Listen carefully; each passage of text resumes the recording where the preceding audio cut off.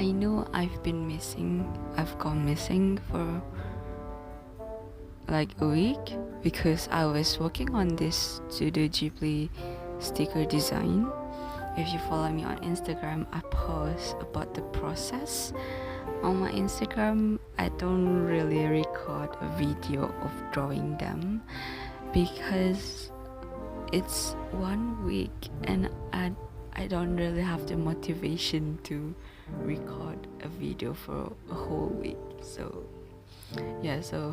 this video will be about me just putting all of the 7 designed in one canvas, which will be posted on my Instagram. So as I said before, if you want to look more of my drawing process, you can follow my Instagram, because sometimes I didn't record a full length video to post on YouTube. I just post short videos on Instagram. So what I'm doing in this video is I'm gonna put all the 7 different designs of Studio Ghibli that I draw before for the whole week in one canvas only. So it's me decorating like a sticker sheet, something like that. So I hope you enjoy this video. I have another upcoming video soon. So one thing I learned on finishing this Studio Ghibli piece is I start to make it a habit to label my layers, because drawing a lot of characters in a short period of time can be a bit confusing, and it is really important for me to label the layers, because using a lot of layers can be pretty messed up, especially if you take a break and then you continue drawing and then it was like, was I in this layer or was I working on the other layer? So it is important to label your layers. So I'm just putting all the designs on one canvas right now, and I'm gonna resize it, pick the color background for the sticker sheet. It wasn't really a sticker sheet actually, because I don't really have a cutting machine yet, which is I'm collecting money for that. So something new is I started using more vibrant color.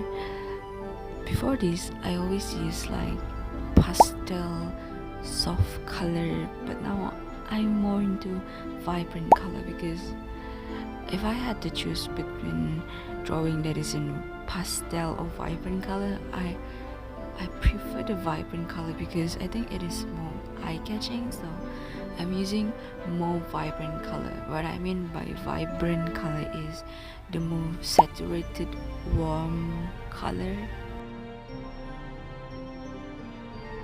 One more thing, I've talked about this before, I always use A6 canvas, because I used to get my canvas into A4, but I think it was pretty big, so I choose A6, which is the right size if I want to post on Instagram. So yeah, I choose A6. It's not too big or too small, so it's perfect. Another thing I want to talk about is my brushes. There's only like 3 ultimate brushes that I use in Medibang, because most of the time I use them. So the first one is pen sharp, and the second one is round brush, and the third one is flat brush.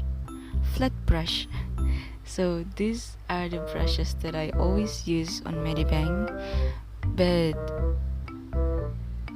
the most brushes that I use all the time is the pen sharp, especially if I want to sketch, or sometimes when coloring I use pen sharp as well. And I got this question on the comments before. I don't remember who gave it, but it is a she, I think. She asked me if how do I enable the pen pressure. So how you go to Medibang pen, and then the pen pressure is on Medibang pen. It's not on other app or on this tab. It's on Medibang pen only. So you go to Medibang pen, and then you open the brush panel.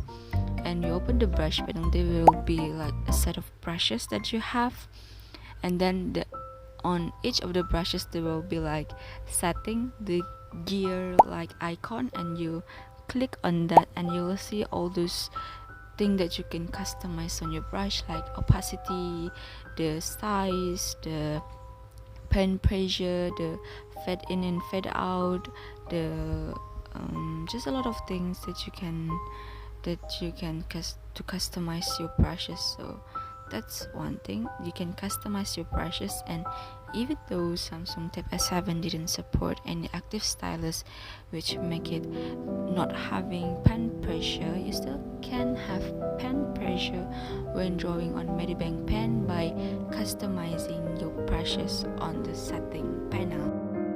Love using pen pressure when I use the pen sharp brush, especially when I sketch or when I just making small details or when I use lettering. It's a really great option to enable the pen pressure when you do sketching, because it looks more fancy, or it just feels good. So let's talk about finding your art style. So me myself, like, I don't know if I found my art style already or not, because I'm still experimenting and discovering a lot of stuff, because there's just a lot of things to learn and I love learning. To find your art style, first you have to have Pinterest, of course. Look around and look for reference pictures. It just takes a lot of practice. Don't worry. My first drawing, my first month of immersing myself in digital drawing was really bad. When I look back at it, I was like, what is that? What is that? So don't worry, the beginning process will be suck, okay? But as month goes by and you practice more, you will get better, I promise you. And another thing that I start to change, I did told you guys that usually when I start drawing digitally, I usually sketch on my sketchbook first, and then I'll take a pictures and then just trace it on Medibang pen. But after like the whole week of doing the Studio Ghibli piece, I start to sketch on Medibang pen itself without sketching on my sketchbook. I think it is faster. I think I'm getting more comfortable with drawing digitally from the start on my tab, because I used to think like I can't do sketch on this tab because it doesn't have active stylus or any such thing like that. But after making this 1 week Studio Ghibli designed, I start to be more comfortable and start sketching on my tab directly. Well, as I said, more practice, you'll get better. That means you get more comfortable with digital drawing. So it just takes time, and as time goes by, you'll get better. And on Medibang pen, you can add text. So you go to those alphabet things on top of it, and then the difference is if you turn on your Wi-Fi, there will be a lot more uploaded fonts that you can use. But if you didn't turn on your Wi-Fi, there will be like one font only that you can use for the letters.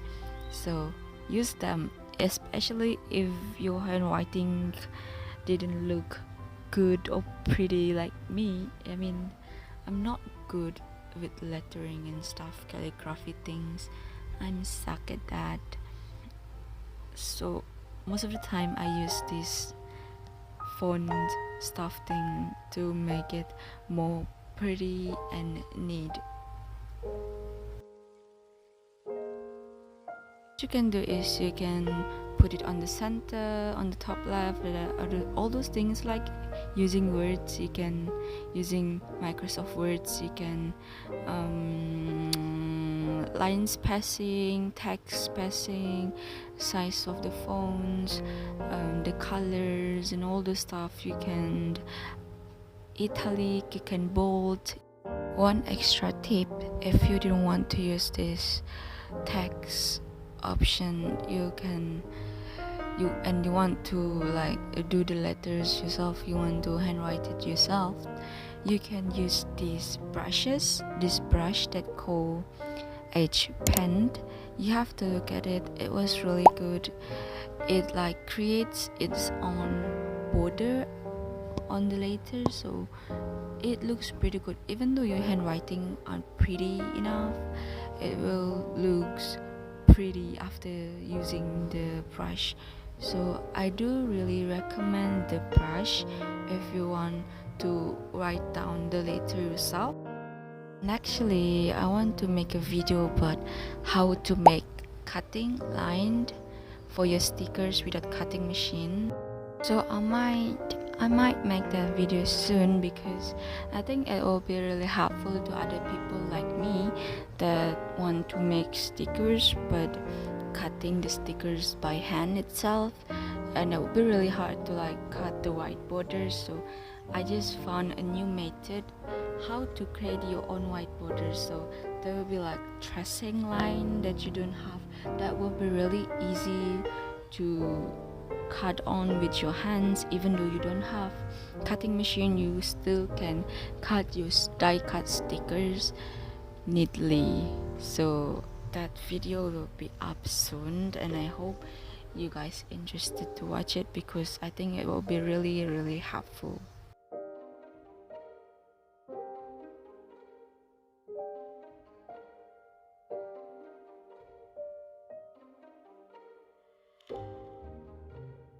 So right here I'm just trying to make like the white borders, like making the sticker sheet, but that's pretty hard to do that, so I give up and just start decorating the sheets itself with small white flowers and some grass and all those things, just small little things. And I'm just being indecisive with the background color, and ended up with like vibrant yellow color as the background.